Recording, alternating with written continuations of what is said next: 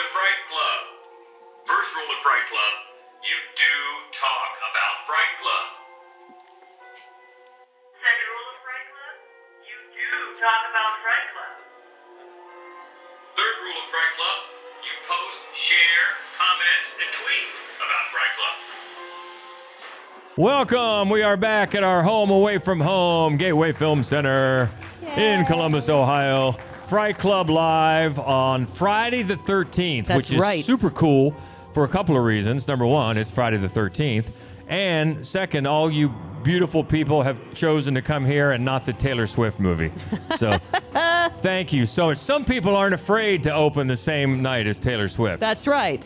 While there are like a bunch of sold out theaters over there. But that's all right. We're going to do our thing, and we're going to talk about Backwoods Messiahs tonight and watch one of the best ones that maybe has slipped through the cracks for a lot of people, and it's only been out for, what, a few years? Yeah, like 2 years, I think. Yeah, so that's going to be good. Welcome. We got a lot, as you might imagine. If I didn't say, she is Hope Madden. He's George Wolf. And one of us is wearing a cool Blackula dress. Thanks. Very nice. Very nice. I got the Jaws t-shirt, That's though, right. so I'm representing. But last time out, we talked about the best dinner scenes in horror. And George sang dinner song. I sang the dinner song. Does anybody remember the dinner song from that movie, The Change Up? Anyone at all? No one here likes that movie Okay, either. no one does. I love it. I think it's hysterical. Jason Bateman sings the dinner song. I won't do it, but I did it in the podcast. Anyway, we got a lot of great comments because there were some dinner scenes in horror movies that we totally missed on. So here's the thing. Here's what I want to point out. There are millions of really great options, which is not like any excuse for us to have missed. Let's just start at the top of the list. Pan's Labyrinth. I don't know how we forgot to mention Pan's Labyrinth. Good one. But the others are even more specific to me.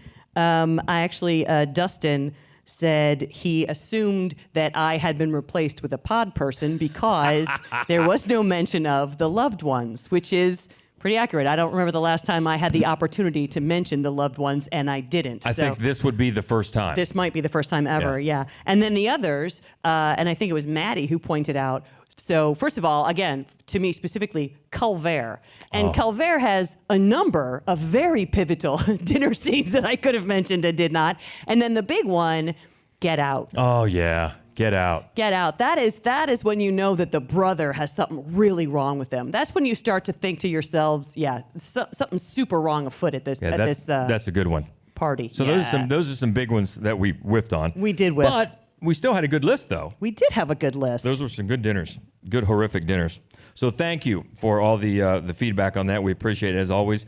We can usually be counted on to miss one or two. I think that time we missed maybe more than usual. More But that's than all right. usual. More it than means usual. you've got a good topic. That's what it You've means. tapped into a good topic, and thanks again to Maddie, who's not here tonight, but Maddie gave us that topic, so that's a good one. She did give us that topic. She's in Salem right now. A lot of great ideas are floating around the Fright Club podcast group on Facebook. That's right. So that's my way to say, if you're not in it, come join it. We'd love to have you in there. But real quick, though, I want friends who couldn't make it today. So Maddie is in Salem, presumably learning to become a witch. Alexander is in Spain, drinking sangria properly. Seth, our beloved Seth. Under the weather. Under the weather. We all miss Seth. But I also want to say welcome back to a couple people who haven't been here for a while. Mason and Ben. So happy to see you guys. Been Thanks a while. for coming. And anybody new here tonight, welcome. We hope you'll make it a habit. Welcome. It is the second that's the old days. That's right. Second Friday now of every month. We do it here live at Gateway Film Center. And of course, while we're on the topic of Gateway, we've got 2 weeks to go until Nightmares Film Festival right here at Gateway Film Center. Man, it's so great. We cannot wait. There's so many great films. We want to point out feature films, short films. There are 2 filmmakers in attendance. So one, Tyrone, our beloved Tyrone. Tyrone Russell. He has a film that is playing at Nightmares Film Festival. And at the beginning of the show tonight, we're going to open with a short film, Metamorphosis, from Jonathan Riles. He's here. Thank you for coming. And this film played at Gateway last year, Nightmares last year, and he is involved in another film that is playing this year. Yep. So we got some celebrities with us tonight. Yeah, it's really cool. We just started doing this. We've been doing this podcast now for years, but we finally got the good idea to show some short films in front of the features, especially by these great local filmmakers. So thank you for letting us do that, and we're excited to do that. But we've got 5 Backwoods Messiahs to talk about, and that's a great topic. I just love those 2 words together. Just make me feel creepy. Like something bad is going down. We're in the backwoods, and there's a false messiah, and whoo, it's gonna get nuts. Before we get to that, so there were a number of months where you may recall I had trouble with the tech, and what I had wanted to show you a number of times is the newer trailer for Obstacle Corps, which, by the way, is, of course, on Prime right now, on Vudu right now, will be on Tubi shortly, and we have Blu-ray announcement coming up. Right. But and if you didn't know, that's our film. Hope wrote and directed it, and I produced it, and I have a small part in it, and it was filmed here in Ohio, in and around Columbus, and we've shown it at a few festivals, but as you said, it's now streaming. Including Nightmares. Yeah. And you can now see it on, like you just said, on the streaming services. But we've got it's kind of a spoiler-filled trailer. Yeah, it's kind of But hopefully, if you haven't seen it, it makes you want to see it. Yep. The course will be good for you. You can prove your worth. It's an obstacle course, Dad, not the apocalypse. We need to know that you can contribute to this family. The toughest, bloodiest, most dangerous 12 miles on the planet at the Guts and Glory Race of Death. I mean, maybe it won't even be that bad. Nobody calls something a race of death if it isn't that bad. Well, we signed that waiver, but I doubt they actually want us to die. No! You have to help me. My friend was chased into the woods by some maniac. So another athlete's trying to kill your partner. That's the whole point? They just brought us here to kill us? It's time to burn this to the ground. I want everyone dead. I hope they have monkey bars. I'm so good at monkey bars. Now, originally, thank you. Originally, that trailer was, our distributor had that trailer made. And originally, when we saw it, we're like, holy crap, there's so many spoilers. There's so many kill giveaways in this. But then, hopefully it makes people want to see the movie. That's and right. I do like it. It's a good trailer. It's a fun trailer. Yeah. So check it out if you haven't. Streaming if you now. haven't, check it out. That is Obstacle Corps. Okay, on to business, because we've got a movie to show, so we've got to get through these five Backwoods Messiahs. Oh, you want to quickly mention the ones that almost made the list? Yes, because some of them are going to probably be annoying to people that they didn't make the list. The one that's going to be annoying to people that you maybe are planning to see on here is Children of the Corn. I know. You would think. I thought. Turns out, no. It got squeezed out of the number 5 position. Another one that I enjoy that I kind of recommend is Apostle. That's a fun one that didn't quite make it. And then another one that I enjoy, and you may not, I Drink Your Blood. There's a Backwoods Messiah. There's Satanic Hippies. There's Rabies that is squeezed into meat pies. If that sounds like it's up your alley, obviously it's from the 70s. But I very much enjoyed it. So those are the 3 that, they really didn't almost make it, but they were in the conversation. In the team picture. They were in the team picture. Just didn't make the finals. Okay, so the ones that did, we got 5. So number 5 is from 2014. Oh, our buddy's in this one. It's a news team trails a man as he travels into the world of Eden Parish to find his missing sister, where it becomes apparent that this paradise may not be as it seems. It's the sacrament. Welcome to Eden Parish. You guys built all this? Father had a vision, and we built heaven here on earth. You don't know what's going on here. This place is not what it seems. Aren't those the guides? What are they doing with guns? We can't let them go back to New York. This is the last sacrament. No! Take it. Now, even if you've never seen this movie, just one look at the trailer and you realize, well, I guess if you're of a certain age, you know this was based on the Johnstown, Guyana massacre. Mm-hmm. That's pretty clear. And it was actually financed without a finished script, which is, probably not the first film to go down that route. But it does feature Joe Swanberg, who was nice enough to screen our movie, Obstacle Corps, at his secret theater in Chicago a few months back. Analog Video. And was the nicest man in the whole world. He was incredibly, insanely kind to us. And his Analog Video is it used to be a mortuary. So that's perfect. And So eventually, as we were all drinking like 50-cent beers out of his open up the refrigerator, like dorm fridge, he goes, "You guys want to see the basement?" We're like, So yes. yes. So but It's that's freaky. not why the movie made the list. No. It's because, so it's Ty West, who, of course, for me, really leapt up a notch when he came out with X and then Pearl. And I think we're all super excited to see Maxine.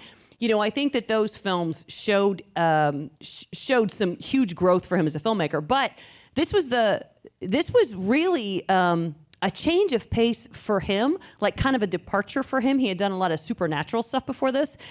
It's very creepy. You know, so it's A.J. Bowen along with Swanberg, and they are in a lot of films together, those guys. Yeah. And then, of course, Gene Jones. Gene Jones, I wonder what quarter he has in his pocket right now. I always think of him in No Country for Old Men every time I see him. But he is really compelling in this movie. And I think that it does a great job of ratcheting up tensions. These people think they're going to go in, they're going to film this, they're kind of feeling very smug about it. And that's not that uncommon of a trope, but the way the things shift and turn and they realize that they are prey, it's actually, I find, very affecting. Yeah, very effective and very creepy. Yeah. And he makes, Gene Jones, coincidentally, playing basically Jim Jones. Yeah. But, he's a great character actor. And he cuts that perfect figure of, you think at first that he's not a menace. Right. And very then you realize paternal. the kind of power that he holds over these people. And you're in trouble. So that is The Sacrament, number 5 from 2014 on our list of Backwoods Messiahs. And we'll go up to 2013 for this is one when she learns a supernatural pit worshipped by her remote community in the woods has demanded her as a blood sacrifice. Ada struggles to find a way to survive while the pit lashes out in anger. Jugface. The pit has spoken. It is an honor to be chosen to be with it in this world. You know that. But without the blood, the waters of the pit would heal no one. It's awake.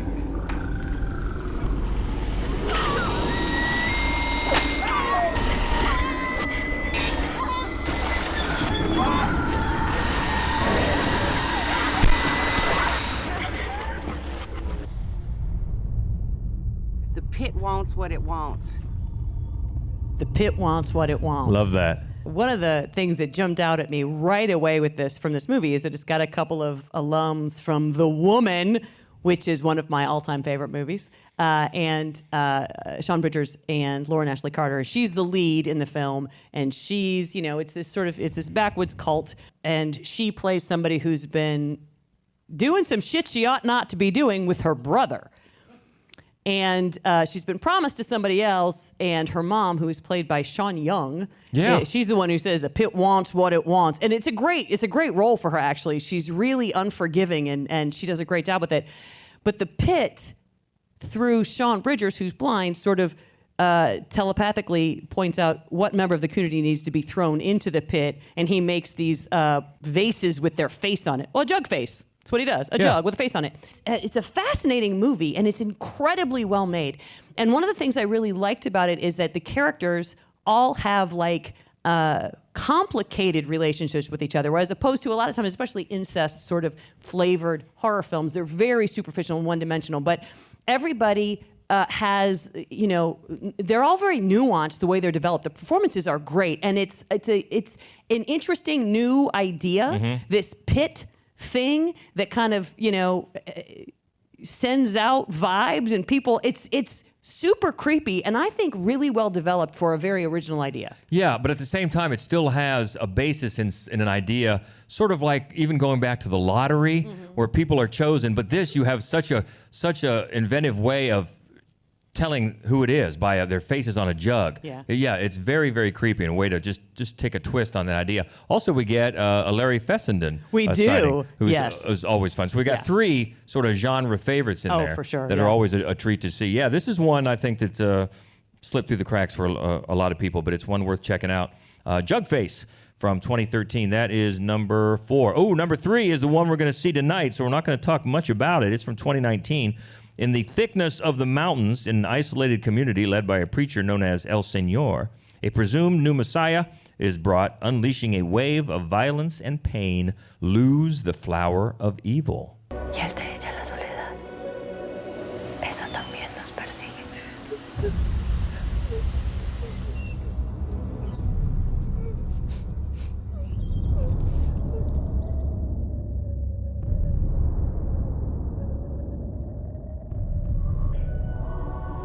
As usual, we don't want to talk too much about the movie we're going to show. And as usual, I'm just curious how many of you may have seen this movie. Nobody. I win. Nice. I love when that happens. Yeah, that is great. And I'm so excited. I have never seen it on a big screen. Well, I saw it on my laptop, right? I reviewed this a few years ago, and I remember the whole time being so angry that I was not watching it on a big screen. It's so gorgeous. So I'm incredibly excited to get to watch it with you on a big screen. Yeah, a couple things to mention. The writer-director, Juan Diego Escobar Alzate, has mentioned that he takes a lot of inspiration in this one from Jodorowsky, which is you could probably tell that from the trailer. And also, a lot of genre fans might think of, there's another film called Just Lose. Lose, yeah. And originally that was the title of this, but to avoid confusion, they added Lose the Flower of Evil to the title. So, yeah, not going to talk much, but as always, we want to hear from you after. Come on down and we'll get your reactions to it after it's over. But yeah, it's just gorgeous and so appreciative of the chance to see it on the big screen here in just a few minutes. So that's number 3, Lose the Flower of Evil. Moving up to number 2, another very recent film. We've got a few recent titles on this list, which is cool. This is from 2019. A girl born into an all-female cult led by a man in their compound begins to question his teachings and her own reality. It's The Other Lamb. Let us pray.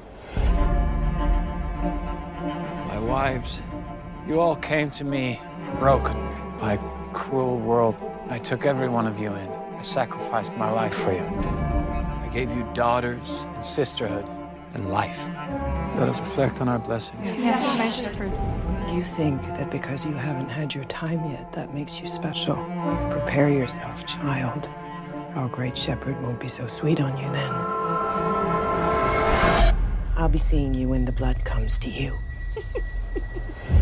Raffi Cassidy is the lead in this movie and is magnificent, absolutely magnificent. I love a lot about this film, and you know, it's this cult. They're all women. It's not explained to us how that's possible. And there's the one guy who's got the very Jesus-y look about him, but you know right away it's this one dude deep in the forest with only girls, most of them just about to get their first period. That's kind of the point of the film.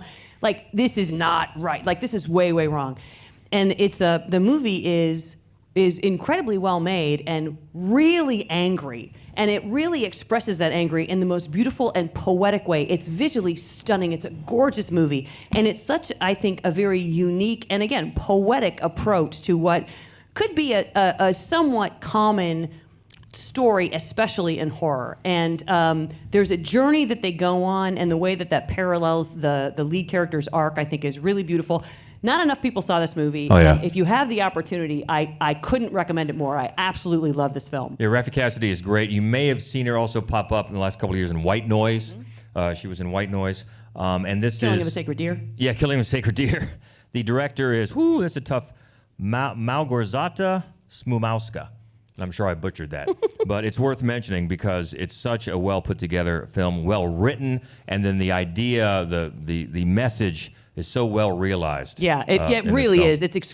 You're right. It's extremely well realized. Yeah. This sort of adolescent female anger is so perfectly captured in this film. Because you're right. You get the idea of what the aim is of this Messiah, but even though you have a good idea, the way it plays out is still effective, and it's not like infuriating. Yeah. And it's a film that I think really is A-okay with female anger. It's like, no, dude, be pissed about this. Yeah. So in that way, I thought it was very refreshing and unusual. Very good. The Other Lamb from 2019, number 2. All right, we got a few minutes for the film, so let's get to number 1. This is from 2011, and haunted by painful memories and increasing paranoia, a damaged woman struggles to reassimilate with her family after fleeing an abusive cult. It's Martha Marcy May Marlene. You like it here? Yeah, it's great. If you feel safe here, and I hope you do, you need to be a part of things. You need to share yourself. Don't be selfish. You're my favorite. I won't lose you. I have to leave. Marcy May, where you going? He's here. Martha, Marcy May, Marlene. Love this movie. Writer-director Sean Durkin, who I just saw. He is the filmmaker behind that new wrestling movie that's coming out, The Iron Claw. Oh, nice. With Zac Efron. That trailer has popped up online here the last couple of days. But that is his latest because he doesn't really crank them out, Sean Durkin. But I'm always interested, just from this movie alone, what he's doing because this is great. And it features just some tremendous performances. Elizabeth Olsen in the lead, and then John Hawkes is the Messiah.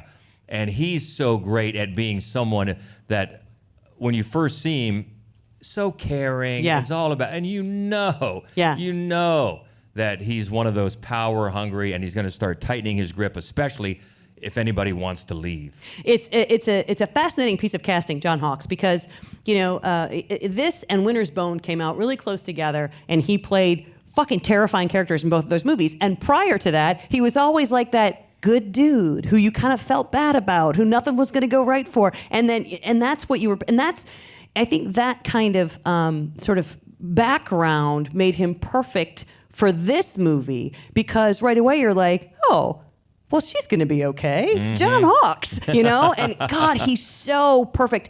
And there's this it is really lengthy song that he sings to her, and that's where you just sort of, your guts tighten up like, oh, this is going to be so bad.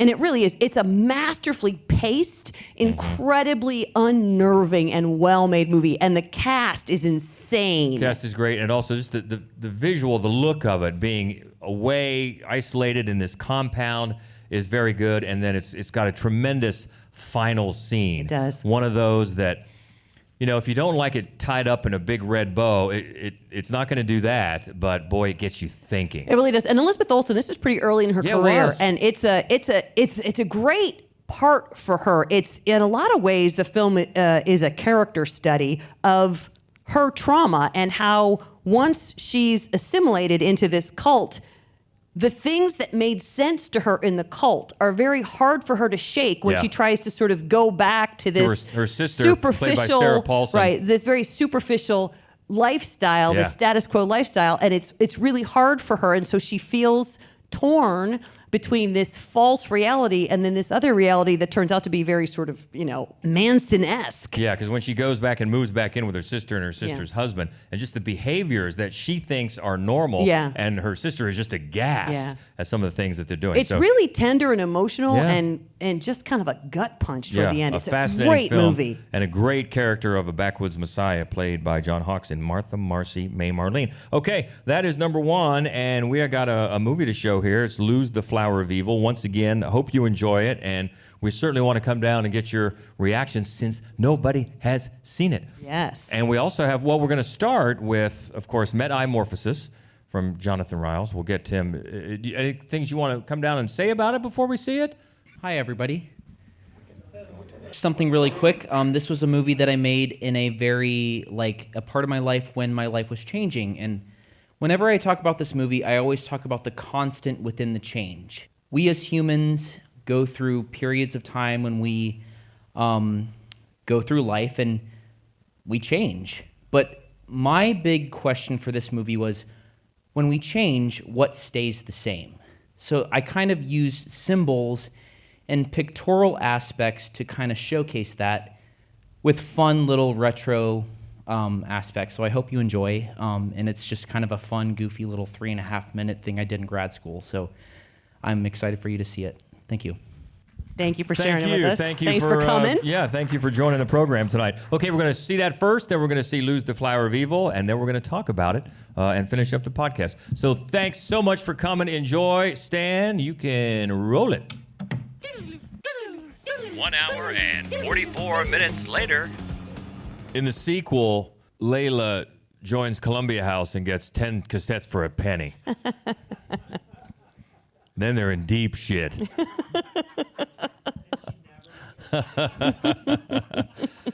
Boy, so much of that movie is just beautiful. It is I mean, gorgeous, isn't it? Some of those shots, especially the ones against the extremely blue sky. I mean, that was some John Ford stuff. Yeah, it was beautiful. I mean, It's a beautiful movie. just incredible. And it's obviously part of that folk horror revival. Yeah, a lot for of it sure. obviously will remind you of The Witch and other movies. There's always a goat involved. We're going to have to do a whole episode on goats for we should. sure. Yeah. I really liked it. There's a lot to chew on. Yeah. In this movie, and I think it's one of those that like probably I would be like ringing George up 3 days later, like, can I redo this?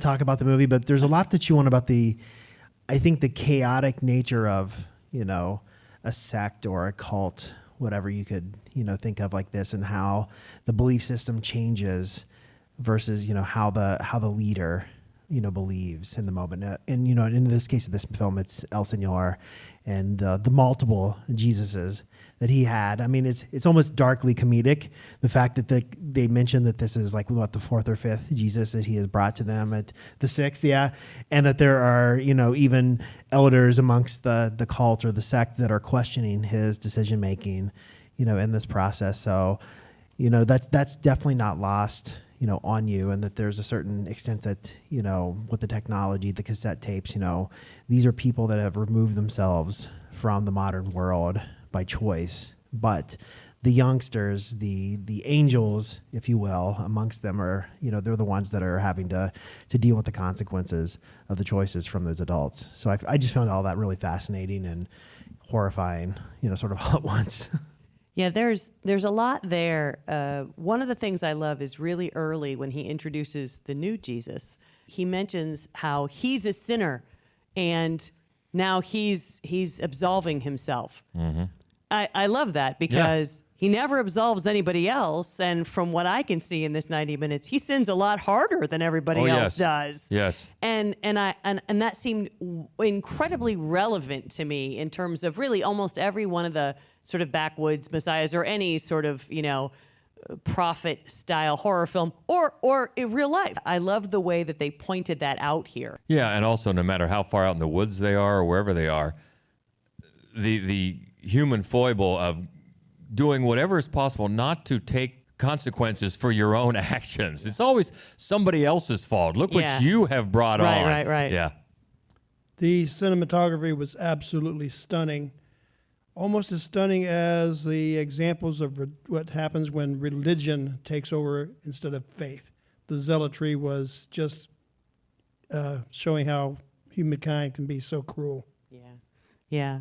And then in the end, and we don't want to give anything away because I imagine a lot of people haven't seen this movie, but the way El Señor, in my head I only say El Jefe because I'm a Three Amigos fan. But the way El Señor, he's weeping, he's so torn apart by this horrible decision that he's made, when really he's the one who needs, it's like he just constantly absolves himself of any responsibility, like you're saying, but at the same time, he's weeping as though he's the one who's torn apart. It's that's for me, that and also the constantly chained child in the backyard. Those are the real horrors in this movie. Yeah, so much so. And then, of course, when it does get bloody, actually bloody, that's tough to watch. Well, I really thought it was neat, the colors. When they entered the woods, it almost became this unnatural color scheme that if you go out in nature, you never see that. And that kind of showed like the woods as being this dangerous, unnatural place. When they're in the village, it was more muted and normal looking. That I don't know quite where to go with that.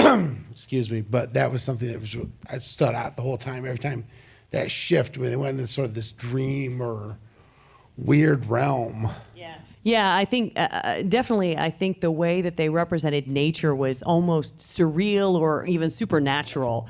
Yeah, it was gorgeous. Yeah. If you notice when they were scrolling through the credits, I couldn't read it, but there was a quote from Algernon Blackwood, a writer who is famous for these sort of short horror stories set in nature where something bad happened when you're out there. Because it does, as we know. Oh, yeah, if and you're in nature, terrible things are going to happen. That's a prevalent theme, especially in the folk horror nature, and also and in our house. and also, of course, the fear of women and women's sexuality specifically, and that's another thing that is reminiscent of The Witch. Also, I thought, didn't their hut, and it looked so much like the one from The Witch. It And the did. fence, and I kept expecting White Phillip to just butt him. Eventually that's what was going to be the climax, but it looked very, very similar. One of my favorite things about this movie, Luz, right, is clearly the name of a woman, is Layla's mom, and somebody that the other two angels really admire. And they don't tell us what happened to her. We know she's dead, and that her preoccupation was solitude. And there's just this moment where you think for a second that she's killed herself. And then there's mention about how she wasn't happy to be with Elsa Noir. Like there's a backstory here that they just hint at that I find really rich and disturbing. Yeah, that's a good point. But yet she's always prevalent. Yeah. In the movie. Truth died when she died. Yeah. Yeah. But you do see the tree bloom there at the end. It was just a little bit. Well, glad you guys liked it, and glad for hanging around and talking about it. Good stuff. Looking forward to, let's see. Usually in 2 weeks we'd have a studio version of Fright Club. I don't know. I mean, we'll be pretty busy with Nightmares. Can we crank one out? I don't know. Maybe. But we know we'll be back here next month for the November edition of Fright Club Live, and that is going to be, I know what it's going to be. Border. So I don't know if you're familiar with this movie, but it's absolutely genius and beautiful and super compelling, and we are going to talk about love stories. And this is a love story. It's quite a unique. It is. Quite a unique love story. It is. Border. So that'll be next month. I don't know what the date is, second Friday of the month. But until then, a lot coming up. Of course, Nightmares Film Festival here at Gateway Films that are hope to see you here.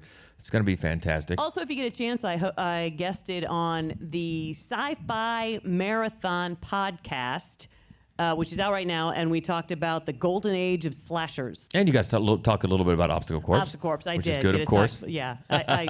I wedged it in. Work that in there. Well, thanks a lot, guys. We'll have this edited and up soon. And as always, you can find it on our regular social channels. Of course, the main website, madwolf.com, and also Mad Wolf Columbus on Facebook. And Fright Club, the Fright Club Podcast Facebook group. Love to have you join. And we've got the Fright Club Pod on Twitter. All sorts of ways to get in touch, and we hope you will. Loads. So until then, thanks again for coming. She is Hope Madden. He's George Wolf. And this is the Fright Club Podcast. Stay frightful, my friends. It's a good one. Thank you. Now let's go see Taylor Swift.